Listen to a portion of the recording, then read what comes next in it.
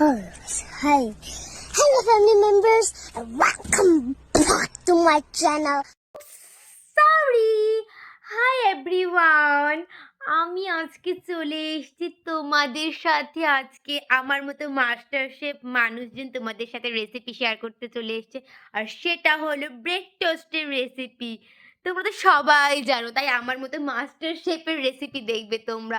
যাই হোক, তো বেশি দেরি না করে শুরু করা যাক।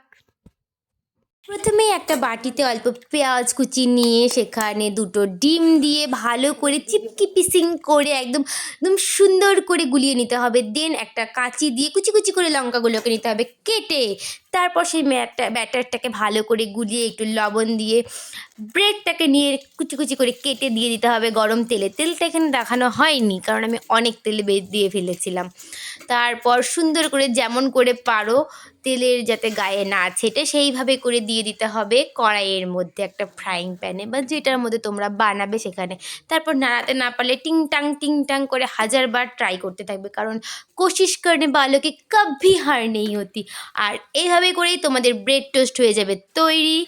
আমার দেখো এত সুন্দর সুন্দর পোড়া সাদা কালা সব রকমের ব্রেড টোস্ট হয়ে জানো গাইস, খাইতে কেমন লাগছে? একেবারে অসাধারণ, সেই টেস্টি, সেই টেস্টি। এরকমই নিত্য নতুন রেসিপি দেখার জন্য সাবস্ক্রাইব। টাটা।